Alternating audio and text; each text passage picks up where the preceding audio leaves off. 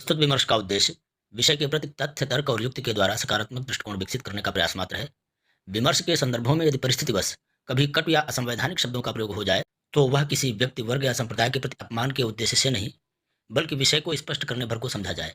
हमारा उद्देश्य विवाद नहीं, संवाद में निहित है। तनोतना सदाशिवम। आज चर्चा करते हैं पूज्य विप्रशील गुणहीना शूद्र न गुणगण ज्ञान प्रवीणा। इस पर अभी एक नया विवाद खड़ा किया स्वामी प्रसाद मौर्य जी ने। और स्वामी प्रसाद मौर्य की अधमता को देखिए या फिर उनका शूद्रत्व, कि भाई वो शुद्ध चौपाई भी नहीं जानते हैं। और रामचरितमानस में कितनी चौपाइयाँ, सामाजिक समस्या हैं, ये वो जानते हैं। पूज्य विप्र सकल गुणहीना कहकर इस चौपाई को प्रस्तुत किया।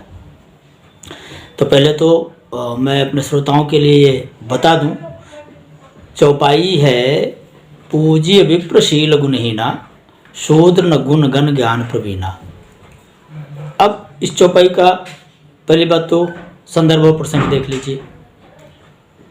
जटायु का दाह संस्कार करके भगवान आगे बढ़े। ध्यान देना, भगवान ने जटायु का संस्कार अपने हाथों किया। जटायु को भी भगवान गोस्वामी जी ने अधम ही कहा है। तो जटायु की अधमता किस बात में थी? आमिष भोगी, इसलिए गीत को अधम पक्षियों में गिना गया है। भगवान आगे बढ़े, जटायु का दाह संस्कार करके मार्ग में उन्हें कबंध मिला और कबंध को दुर्वासा ने श्राप दिया था कि तुम शीश रहित हो जाओ। उस कबंध को जब भगवान ने बाण मारा तो उस कबंध ने ये बात कही है कि सापत ताड़त परुष कहांता विप्र पूज्य अस बोल गाम ही संता। प्रथम बात, जिस पात्र ने ये बात कही है वो राक्षस है, वो अधम है, वो नीच है। और उसने ये बात कही है पूज्य विप्रशील गुणहीना। कहीं इन संदर्भों में है कि भाई दुर्वासा ने उसे श्राप दिया था, तो दुर्वासा का श्राप भी उसे आज भगवान से मिलाने में सहायक हुआ। जो भाव है कबंध का, अथवा जो भाव है गोस्वामी जी का, वो ये है कि भाई ब्राह्मण यदि श्राप देता है तो भी भले ही करता है, कठोर वचन बोलता है तो भले ही करता है, अगर वो आघात करता है तो भी भले ही करता है। अब यही बातें तकलीफ देती हैं कि भाई ब्राह्मण गाली दे तो भी अच्छा, ब्राह्मण मारे तो भी अच्छा। तकलीफ तो यही बात देती है। तो ठीक है, इन तकलीफ़ों को ही हम समझाना चाहते हैं। और उसके संदर्भ में भी ये चौपाई जो है वो बहुत महत्वपूर्ण हो जाती है, इसलिए क्योंकि ये चौपाई बड़ी गंभीर है, पूज्य विप्रशील गुणहीना। तो पहली बात तो देखिए, यहाँ पर दो वर्ण हैं। कौन कौन से? विप्र और शूद्र। वर्ण शब्द का अर्थ ही होता है वर्ण करना। ब्रह्मा ने वर्ण बनाए, माने ब्रह्मा ने वृत्तियों का निर्माण किया। मानव जाति का जब विकास होगा तो लोगों की आवश्यकताएं क्या होंगी और लोगों का जीवन कैसा होगा, तो लोग करेंगे क्या। तो उन्होंने 4 वर्ण बनाए, अर्थात 4 वृत्तियां बनाई। बहुत गंभीरता से इस चर्चा को समझना आवश्यक है। वर्णाश्रम व्यवस्था का मतलब है वृत्तियों के द्वारा जीवन जीना। कौन किस वृत्ति से जिएगा तो वो कौन से वर्ण का कहा जाएगा। लोगों को जन्मना वर्ण व्यवस्था से कष्ट है। अरे भाई, जन्मना वर्ण व्यवस्था तो थी ही नहीं। हमारा पौराणिक साहित्य कहाँ सिद्ध करता है कि जन्मना वर्ण व्यवस्था थी? हाँ, वर्ण व्यवस्था का आरंभ तो वर्ण करने से ही हुआ, नहीं तो सतयुग सब योगी विज्ञानी, वर्ण व्यवस्था थी ही नहीं। वर्ण व्यवस्था का आरंभ ही त्रेता युग में होता है। द्वापर युग तक ही वर्ण व्यवस्था वंशानुगत रहती है। द्वापर में ये वंशानुगतता से ऊपर चली जाती है, क्योंकि वर्ण व्यवस्था में अव्यवस्थाएं होने लगती हैं। और कलयुग में वर्ण व्यवस्था समाप्त हो जाती है, सभी शूद्र हो जाते हैं। यही तो युग धर्म है, पुराणों का युग धर्म तो यही है। तो वर्ण व्यवस्था जन्मना नहीं कर्मणा ही है। वर्ण व्यवस्था तो जिसने जो वर्ण किया। अब जो क्षुद्र कर्मा थे, जिन्होंने क्षुद्राचार वर्ण किया, वो शूद्र हो गए। भगवान बुद्ध ने भी यही कहा कि भाई जब मनुष्यों की तादाद बढ़ी और जब उन्हें ज़रूरत पड़ी कि अब हमारे समाज का संतुलन हो, तो 4 वृत्तियां निर्धारित कर दी गई। अब समाज की वृत्तियों में आज भी 5वीं वृत्ति और कौन सी है? 4 ही वृत्तियां हैं।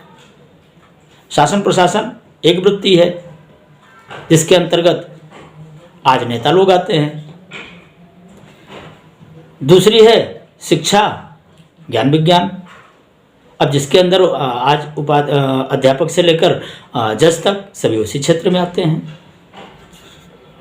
तीसरी है कृषक वृत्ति। अब जब खेती ही प्रमुख कार्य थी, मूल बात है भोजन और जीवन जीने के लिए आवश्यक वस्तुओं का उत्पादन, ये वैश्य वृत्ति है। तो फिर इन सारे कामों में जो कार्य करेंगे, जो सहयोगी लोग होंगे, वो शुद्ध वृत्ति है। शूद्र को शास्त्रों में नीच तो कहा ही नहीं गया। शास्त्रों ने भी, मनुस्मृति में भी सदशूद्र और असद शूद्र 2 तरह का भेद किया। इसी तरह सद ब्राह्मण असद ब्राह्मण, सद क्षत्रिय असद क्षत्रिय, सदवैश्य असद वैश्य। ध्यान देना, वर्णों में भी सद और असद के भेद से 2 भाग होते हैं। यही भाग भगवान बुद्ध ने भी किया। कुछ शुक्ल कर्मा लोग हैं, कुछ कृष्ण कर्मा लोग हैं। तो जो कृष्ण कर्मा लोग हैं ये असद वृत्ति वाले, और जो शुक्ल कर्मा लोग हैं ये सदवृत्ति वाले।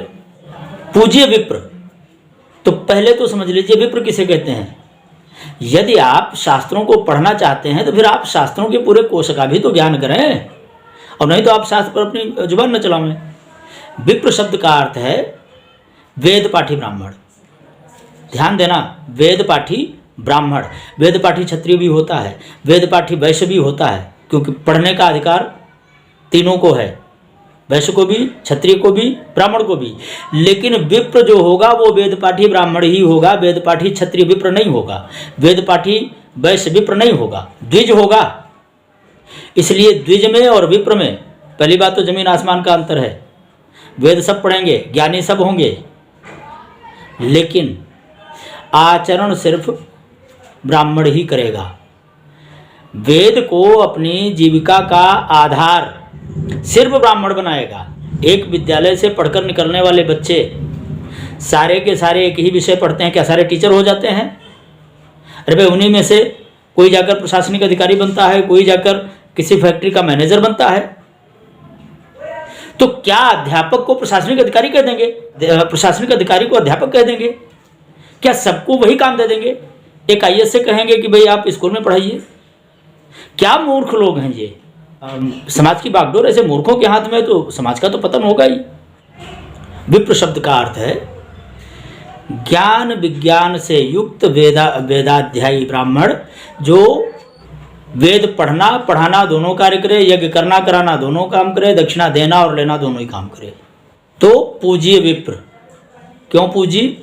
क्योंकि वो सिर्फ वेद पाठी नहीं है, वो समाज के संतुलन में प्रमुख स्थान रखता है। उसकी सलाह के बिना समाज की अव्यवस्था हो जाएगी, क्योंकि वो नीति निर्माता है, क्योंकि वो नए नए बालकों को उत्पन्न करता है एक स्वस्थ समाज के लिए।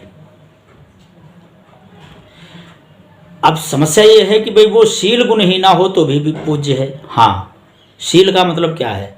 शील का मतलब है आचार।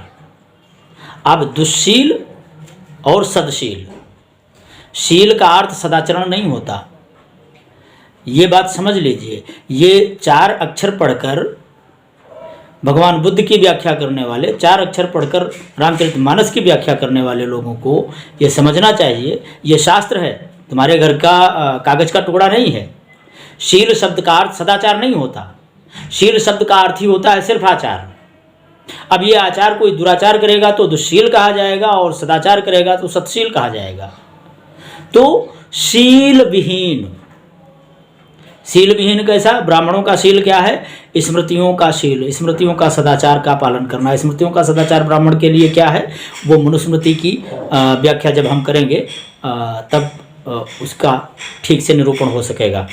मूल बात है, जो स्मृतियों के आचार का पालन ना भी करता हो किंतु वेदपाठी ब्राह्मण है, माने ब्राह्मण कुल में पैदा है और उसके बाद वो वेदों का विद्वान है। तो चूंकि ब्राह्मण कुल में पैदा हुआ है तो उसका धर्म ही है पढ़ना और पढ़ाना।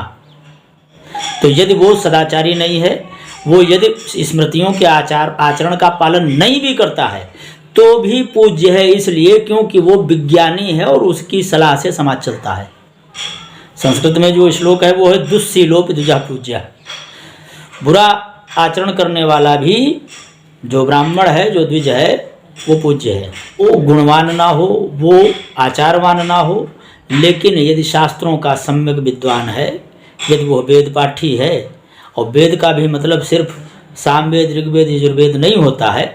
जिन लोगों को सनातन शास्त्रों की मर्यादा का पता नहीं है, जो लोग ना त्रिपिटक पढ़े और ना वैदिक साहित्य पढ़े, जिन लोगों ने खाली बाबा साहब अम्बेडकर की एक किताब पढ़ी है, भगवान बुद्ध और उनका धर्म, जिसमें बाबा साहब इतने बड़े विद्वान थे बेचारे कि वहाँ अश्वघोष ने श्लोक लिखा राजर्षेर नगरी। अब वो राजर्ष की नगरी अर्थात काशी पहुँचे, ऐसा अश्वघोष लिखते हैं। तो जो संस्कृत में श्लोक है उसमें पद है राजर्षेर नगरी।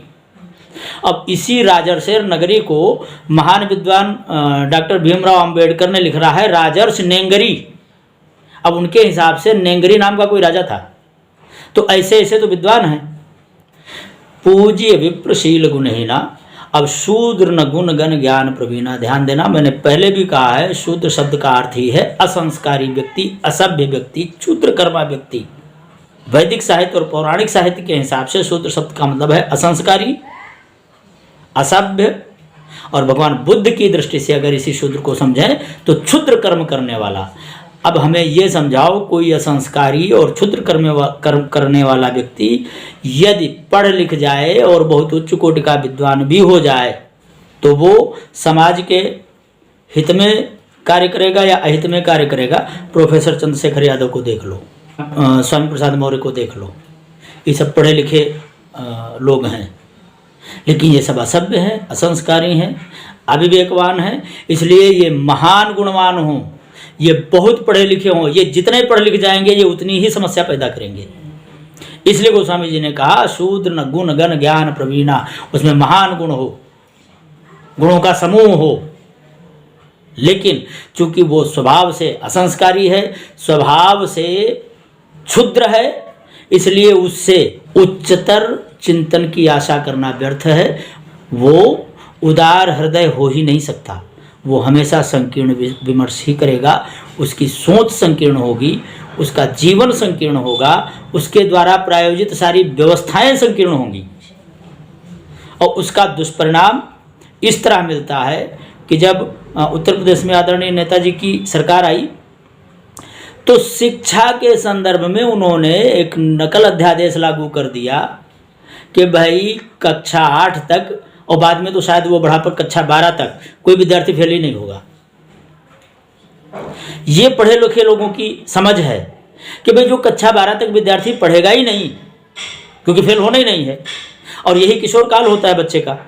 तो जब वो निश्चिंत है कि भाई हमें फेल तो होना ही नहीं है, तो फिर वो पढ़ेगा ही क्यों? वो खेलेगा, क्रिकेट खेलेगा, अब भी डंडा खेलेगा, कंचा गोली खेलेगा, क्योंकि 12वीं तक की मार्कशीट तो उसे मिल ही जानी है। अब मैं पूछता हूं, जब वो बच्चा बीए में पहुंचेगा, बीएससी, अच्छा बीए और बीएससी वो करेगा किस आधार पर? तो अब वो कह देंगे कि भाई जो सब्जेक्ट का जो एडॉप्शन है वो तो कक्षा 10 से या 12 से ही 11 से ही हो जाता है। तो मैं पूछता हूं कि वो बच्चा जो 12वीं क्लास तक बिना पढ़े ही पास होता चला गया, वो बच्चा बीएससी में करेगा क्या? और तब मुझे बताओ कि ये जो पीढ़ी निकल कर खड़ी होती, ये किस तरह की होती और ये किसे नुकसान पहुंचाती, अमेरिका को या कनाडा को? अरे ये तुम्हारे ही लोगों को, वो अपने ही लोगों को जब ऐसे आरक्षण से निकल कर डॉक्टर पहुंचते तो वो हमारे पेट नहीं चीरते, तुम्हारा भी तो पेट चीरते।